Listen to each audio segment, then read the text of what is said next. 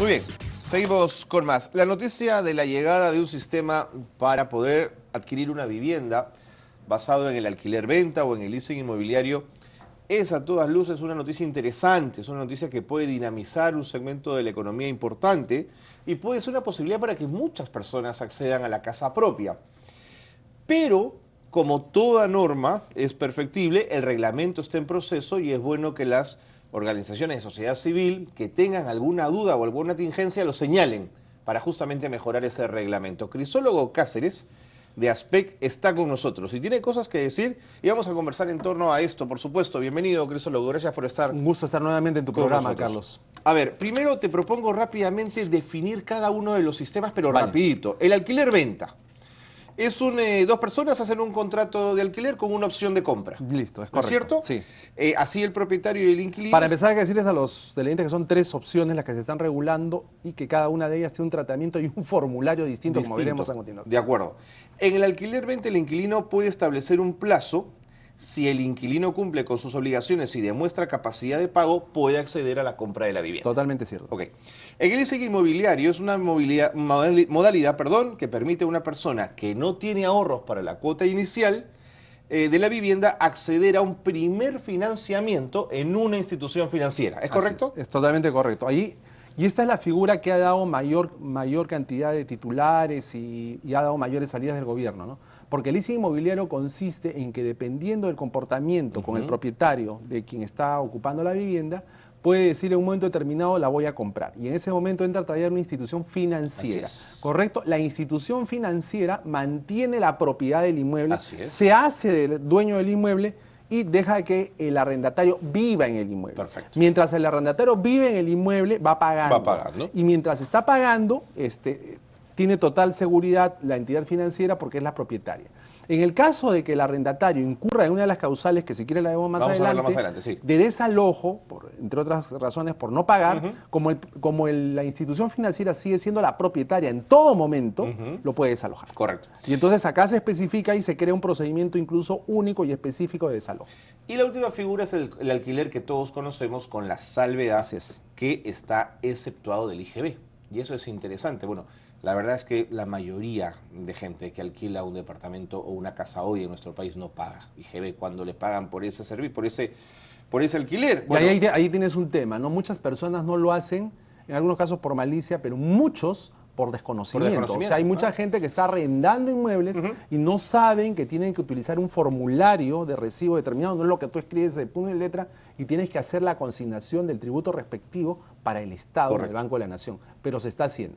Habiendo dicho eso, Crisólogo, ¿cuáles son, con una mirada más fina, los problemas que podríamos encontrar en esta propuesta? El primer tema que quiero decir es resaltar lo que tú mencionaste, es decir, es una buena iniciativa porque va a dinamizar el mercado inmobiliario, sobre todo después de que hubo un bajón, lo primero. Dicho esto, hay una serie de protocolos, una serie de formularios y una serie de datos y causales de desalojo, pero no hay un solo artículo que se refiere a los derechos del usuario, del arrendatario.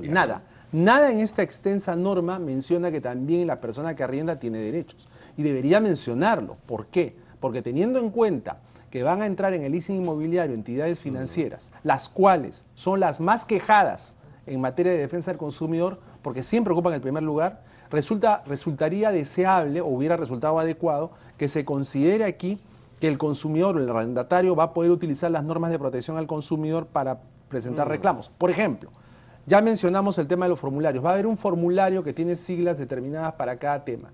En el caso del leasing, por ejemplo, existe el formulario que va a permitir que la entidad financiera pueda modificar determinadas partes de la relación que tiene con el arrendatario.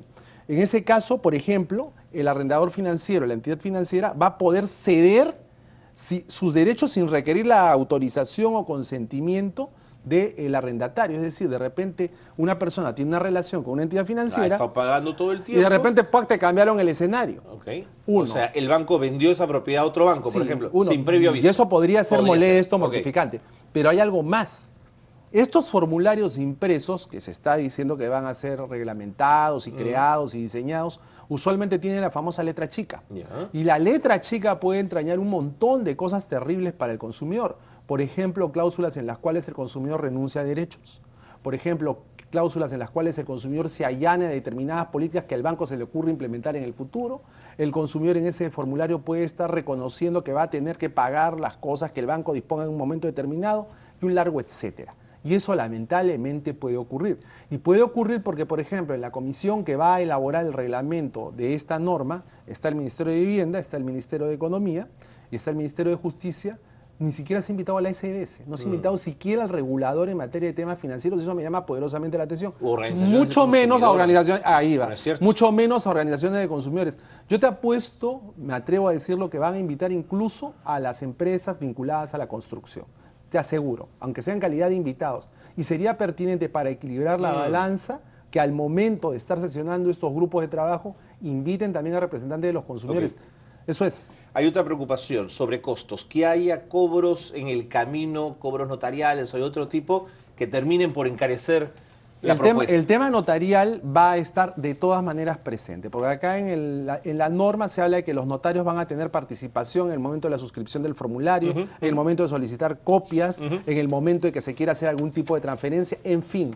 El notario va a estar presente. ¿Está mal? Bueno, me parece que está bien, pero el tema es que eso va a ser un costo adicional.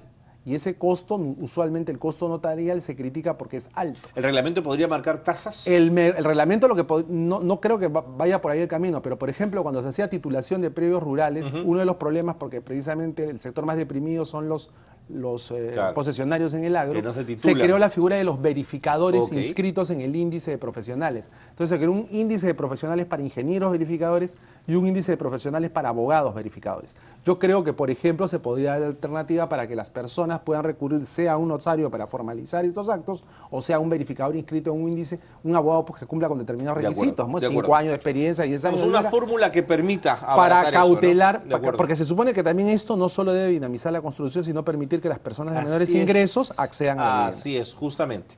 El congresista Johnny Lescano ha señalado algunos peros que quería compartir contigo. Ha dicho que el plazo de desalojo es muy rápido.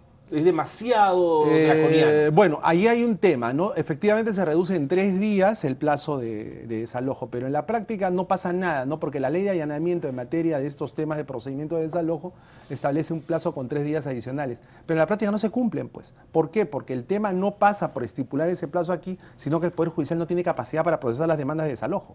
Es decir, una demanda de desalojo que teóricamente... Lo mandan a la OCMA. Que teóricamente... lo mandan a la OCMA, pero es que un juez que no cumple con los plazos o con las notificaciones o con cualquier otra formalidad podría ser llevado a la OCMA. Yo pregunto, ¿cuántos jueces están siendo procesados en este momento en la OCMA por temas? Claro, estarían todos porque no cumplen con los plazos, no sea las investigaciones que deben durar, sumando todos los momentos del procedimiento, 6 meses, acá durando 2 o 3 años. Entonces, como tú dices, todos los jueces estarían en la OCMA. O sea, yo no creo que el tema vaya por ahí, sino el tema va porque se está dejando demasiada discrecionalidad para que los formatos que se van a tener que suscribir para el leasing inmobiliario se pueda consignar algo que no esté regulado suficientemente bien. Otra tingencia de Johnny Lescano: el arrendador no asume responsabilidad alguna por la idoneidad del inmueble y las características de seguridad que pudiese tener. Claro, es que ahí volvemos al tema de lo que son las normas de protección al consumidor. Nosotros en la actualidad tenemos una serie de denuncias en ASPEC por el tema inmobiliario. El boom inmobiliario tiene una cara bonita y una cara negativa. La cara negativa es que muchas personas están recibiendo productos que no son aquello que esperaban. Productos que tienen acabados deficitarios, productos que tienen vicios ocultos, cañerías defectuosas, servicios de electricidad dañados, paredes que no están tarrajeadas, puertas de cartón, inmuebles que no tienen el servicio de saneamiento completo, en fin. Y nada de eso se menciona. Por eso yo decía que esta es una norma, por decirlo menos, asimétrica. Pues todo lo que se está hablando es sencillamente del ámbito empresarial y no se está hablando nada de las personas, porque al final son ellas las que van a ser usuarias de esta norma, ¿no? Y eso es absolutamente inequitativo. Dice Lescano, en el artículo 13.3, si el arrendatario ejerciera el derecho de opción de compra antes de la fecha pactada para este ejercicio, el pago del precio de la opción sobre el inmueble, se acumulará el pago del importe total de las cuotas periódicas por vencer, penalizándose el pago anticipado de una obligación. Claro, volvemos al tema de... A ver,